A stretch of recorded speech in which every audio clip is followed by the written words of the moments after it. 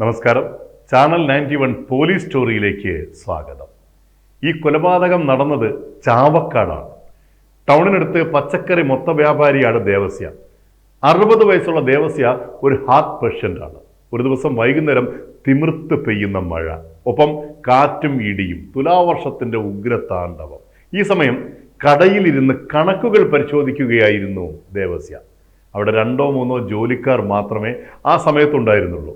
പെട്ടെന്ന് ഒരു വല്ലാത്ത ഞരക്കത്തോടെ ദേവസ്യ കസേരയിൽ നിന്നും മേശയിലേക്ക് ചരിഞ്ഞു വീണു. ജോലിക്കാർ ഓടിയെത്തി കുലുക്കി വിളിച്ചു. അനക്കമില്ല. താങ്ങിയെടുത്ത് ഓട്ടോറിക്ഷയിൽ കയറ്റി ദേവസ്യയെ സ്ഥിരം ചികിത്സിക്കുന്ന ഡോക്ടറുടെ അടുത്ത് എത്തിച്ചു. പരിശോധിച്ചു നോക്കിയപ്പോൾ ഡോക്ടർക്ക് കാര്യം മനസ്സിലായി. ദേവസ്യ മരിച്ചു. ഹാർട്ട് അറ്റാക്കാണ് മരണകാരണമെന്ന് ഡോക്ടർ വിധി എഴുതി. ദേവസ്യയുടെ മൃതദേഹം സംസ്കരിക്കുകയും ചെയ്തു. പിന്നെയാണ് കഥ മാറുന്നത്. ശവമടക്കിന് മുമ്പ് മൃതദേഹത്തെ കുളിപ്പിച്ചു കൊണ്ടിരിക്കുമ്പോൾ ദേവസ്യയുടെ ശരീരത്തിൻ്റെ പിൻഭാഗത്ത് ഒരു ചെറിയ മുറിവ് കണ്ടതായി കുളിപ്പിച്ചവർ പിന്നീട് പറഞ്ഞു. അപ്പോൾ അതത്ര കാര്യമാക്കിയില്ല. ഓട്ടോറിക്ഷയിൽ ഇങ്ങനെ കയറ്റിയപ്പോൾ എവിടെയെങ്കിലും തട്ടിമുറിഞ്ഞതായിരിക്കും എന്നവർ കരുതി. ദേവസ്യയുടെ മരണത്തിൽ നാട്ടുകാർക്ക് സംശയം തോന്നി. പുനരന്വേഷണം ആവശ്യപ്പെട്ടു. ദേവസ്യയുടെ ശരീരത്തിന് പിൻഭാഗത്തുണ്ടായിരുന്ന മുറിവ് എവിടെയും ഉരഞ്ഞുണ്ടായതല്ല, ഏതോ സ്ഫോടക വസ്തു പൊട്ടിത്തെറിച്ചതിൽ നിന്നും സംഭവിച്ചതാണെന്ന് ഡോക്ടർ അറിയിച്ചു. അന്വേഷണം സജീവമായി. എന്നാൽ ആ സമയം അവിടെ ഉണ്ടായിരുന്ന ആരും ശബ്ദമൊന്നും കേട്ടില്ല. ഇതിനിടയിൽ ആക്ഷൻ കൗൺസിൽ പ്രവർത്തകർ സജീവമായി അവരുടെ പ്രക്ഷോഭം കടുത്തപ്പോൾ കേസ് ക്രൈംബ്രാഞ്ച് ഏറ്റെടുത്തു. സംഭവ സ്ഥലത്ത് സ്ഫോടക വസ്തു വിദഗ്ധരെയൊക്കെ കൊണ്ടുവന്നു.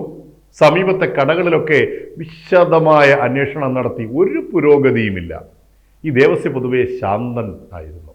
അതുകൊണ്ട് തന്നെ അയാൾക്ക് ശത്രുക്കളായി ആരുമില്ല. അങ്ങനെ ക്രൈംബ്രാഞ്ച് ദേവസ്യയുടെ വീട് സന്ദർശിക്കുന്ന സമയത്ത് ദേവസ്യ മരണപ്പെട്ടപ്പോൾ ഇട്ടിരുന്ന വസ്ത്രങ്ങൾ കാണണമെന്ന് ആവശ്യപ്പെട്ടു. ഈ വസ്ത്രം അവർ അലക്കി പ്രത്യേകം സൂക്ഷിച്ചു വച്ചിട്ടുണ്ടായിരുന്നു. ഷർട്ട് പരിശോധിച്ചപ്പോൾ പിൻഭാഗത്ത് ഒരു ദ്വാരം കാണുന്നു. ഇതൊക്കെ പരിശോധനയ്ക്കായി ഫോറൻസിക് ലാബിൽ കൊടുക്കുന്നു. ഷർട്ടിൽ കാർബണിൻ്റെ അംശം കണ്ടെത്തുന്നു. അന്വേഷണത്തിൻ്റെ ഗതി മാറി. എന്തെങ്കിലും പൊട്ടിത്തെറിച്ച് അതിൻ്റെ കഷണം തെറിച്ചുണ്ടായ മുറിവാണെങ്കിൽ കാർബൺ കാണില്ല. വെടിയേറ്റാണ് മരിച്ചതെങ്കിൽ അതുണ്ടാവും. ദേവസ്യയുടെ മൃതദേഹം റീപോസ്റ്റ്മോർട്ടം ചെയ്തു. ശവമടക്ക് കഴിഞ്ഞ് മാസങ്ങൾ കഴിഞ്ഞതുകൊണ്ട് തന്നെ ദേഹം മുഴുവൻ ദ്രവിച്ചുപോയി. കിട്ടിയ അവശിഷ്ടങ്ങളെല്ലാം ഒരു ചാക്കിൽ നിരത്തിയിട്ട് പരിശോധിച്ചു. മെറ്റൽ ഡിറ്റക്ടർ ഉൾപ്പെടെയുള്ള സംവിധാനം ഉപയോഗിച്ച് മണിക്കൂറുകളുടെ പരിശോധനയ്ക്കിടയിൽ സംഭവം കിട്ടി. ഒരു ബുള്ളറ്റ്. ഈ ബുള്ളറ്റ് 22 റിവോൾവറിൽ ഉപയോഗിക്കുന്നതാണെന്ന് മനസ്സിലായി. ദേവസ്യ മരിച്ചത് വെടികൊണ്ടാണെന്ന് വ്യക്തമായി. ഉണ്ട മാത്രമേ കിട്ടിയുള്ളൂ. അതുപയോഗിച്ച തോക്ക് കണ്ടെത്തണം. ഇതാര് എന്തിന് ഉപയോഗിച്ചു എന്ന് മനസ്സിലാക്കണം. എന്തായാലും ആ നാട്ടിൽ ആരും തന്നെ 22 പോയിന്റ് റിവോൾവർ ഉപയോഗിക്കുന്നവർ ഇല്ല. ദേവസ്യയുടെ പച്ചക്കറിക്കടയിലുള്ള സ്റ്റാഫുകളടക്കം സംശയ സാധ്യതയുള്ള സർവറിലേക്കും അന്വേഷണം നീണ്ടു. അങ്ങനെ ഇരിക്കുമ്പോഴാണ് ദേവസ്യയുടെ വീടിനടുത്തുള്ള കിണറിൽ നിന്നും വെള്ളം കോരുന്നതിനിടയിൽ ഒരു തോക്ക് കിട്ടിയത്.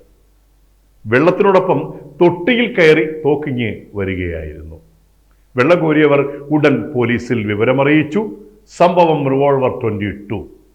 റിവോൾവർ വിദഗ്ധമായി പരിശോധിച്ചു. അതിൽ നിന്നും ഒരു ബുള്ളറ്റ് പുറത്തേക്ക് പോയിട്ടുണ്ട് എന്ന് മനസ്സിലായി. പ്രശ്നം ആരിത് ചെയ്തു, എന്തിനു ചെയ്തു എന്നതാണ്. പച്ചക്കറി വ്യാപാരമല്ലാതെ മറ്റൊരു ബിസിനസ്സും നടത്താത്ത ദേവസ്യയ്ക്ക് പുറത്തുനിന്ന് ഒരു ശത്രു ഉണ്ടാകാനുള്ള സാധ്യത ക്രൈംബ്രാഞ്ച് തള്ളിക്കളഞ്ഞു.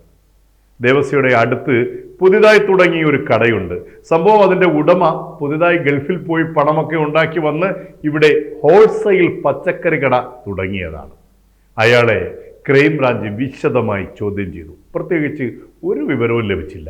എന്നാൽ ഈ കടയിലെ ജീവനക്കാരെ പല ദിവസങ്ങളിലായി ഒറ്റയ്ക്കൊറ്റയ്ക്ക് ചോദ്യം ചെയ്തപ്പോൾ ഒരു ജോലിക്കാരൻ്റെ വാചകം അത് വിലപ്പെട്ടതായിരുന്നു.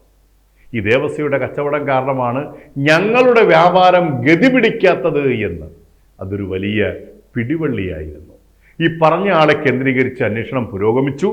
തുടർച്ചയായുള്ള ചോദ്യം ചെയ്യലിൽ അയൽവക്കത്തെ കടയിലെ സ്റ്റാഫ് കുറ്റം സമ്മതിച്ചു. ഒരു വാടക കൊലയാളിയെ വെച്ച് ദേവസ്യയെ ഷൂട്ട് ചെയ്ത് കൊന്നതാണ്.